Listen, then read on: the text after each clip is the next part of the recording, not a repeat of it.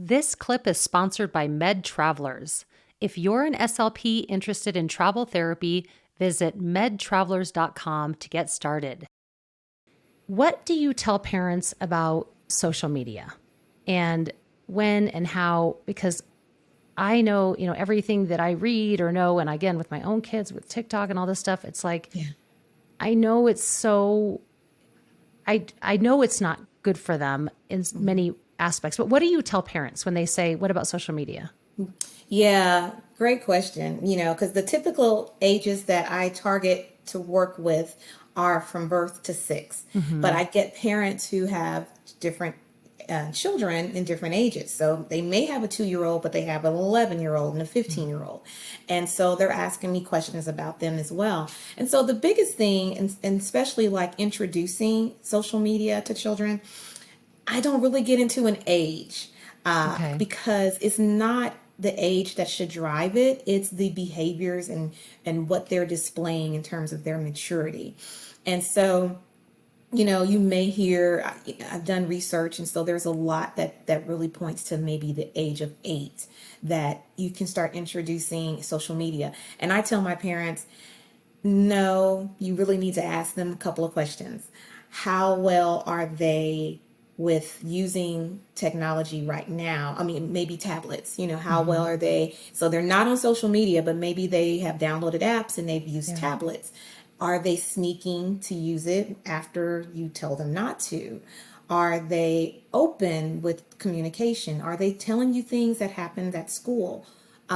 Is there an open dialogue that you've developed as a parent to share things and share concerns? Because when you start that social media portal, when you open that, it opens a whole world.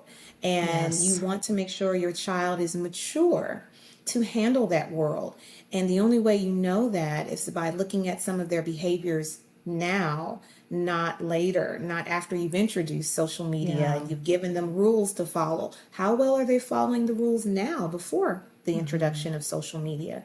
So it's really key to know the maturity level of your child and how open they are to dialogue and expressing things, sharing things with you, how honest they are too on the boundaries you've already given.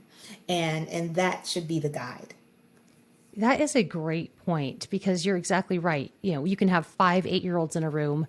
They're not all going to be the same. And so I think that is a really good point that it's not this one size fits all that at this age, everybody, you're right, because Yeah. there's some 8-year-olds that act like 5-year-olds and there's some 8-year-olds that are at the level of a 10-year-old.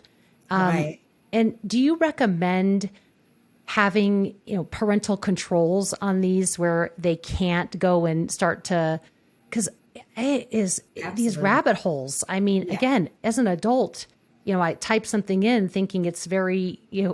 innocent. It takes me somewhere. I'm like, what is this? And it's not hard to do. No, yes, definitely have those parental controls Hmm. and definitely have those monitoring devices, Yeah. so that you know where your child is going. Because even Hmm. the best child can make mistakes, Hmm. and we do as adults, and Yeah. so definitely those controls are needed in addition to knowing the Hmm. maturity level of your child, because it's just that extra tool to help curtail where you want Yeah. them to be. You help that boundary be erected. So, and there's, on our phones, we have controls. On our tablets, there's controls. Even with YouTube, there's controls. But again, outlining what the expectation is from the very beginning is so Hmm. key for parents to do, and not just give your child free reign to Yeah. use technology according to how they want to.